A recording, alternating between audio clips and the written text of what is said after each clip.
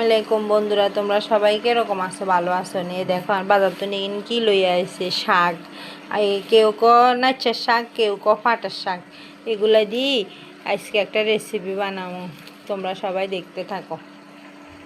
এই শাকগুলো আমি কাটি পরিষ্কার করে নিতে আসি, তোমরা সবাই দেখতে থাকো। পরিষ্কার করি তোমাদের আবার দেখাইতে আসছি।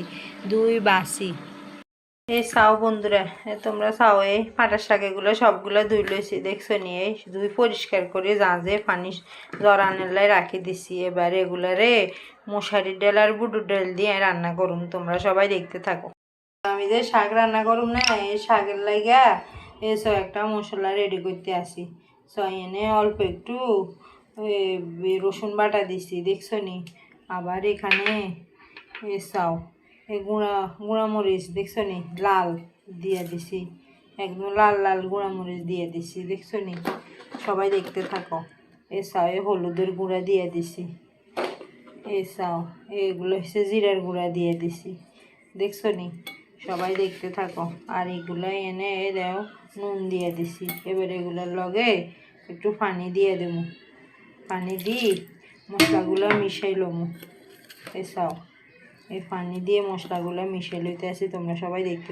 বন্ধুরা আমি যে শাকগুলা ফাঁকা মনে মশারি ডাল লইছি, দেখছো নি। এগুলা ধুই এবার এগে ফাতিলে পেঁয়াজ, কাঁচামরিচ, তারপরে মরিচের গুঁড়া, হলুদের গুঁড়া এগুলা দিয়া আমি বসাই দিতেছি, তোমরা দেখতে থাকো। বন্ধুরা ডাইলেগুলো লইছি না, এই ডাইলেগুলারে ধুই চাও একটা হাতিলের মধ্যে দেও এই চুলার উপরে একটু মজাই লইছি, দেখছো নি। এই হালকা হলুদ আর পেঁয়াজ, কাঁচামরিচ এগুলো দিয়ে লবণ দিই। এবার এগুলো শাকের লগে দিয়ে দেবো, তোমরা দেখতে থাকো। বন্ধুরা এই একটা পাতিল বসাই দিছি, দেখছো নি। পাতিলের মধ্যে কাঁচামরিচ আর পেঁয়াজ কুচি দিয়ে দিয়েছি, অল্প একটু, বেশি দিই না। এবারে মশলাগুলো মাখায় রাখছি না, এগুলো ডালে দেবো, তোমরা সবাই দেখতে থাকো।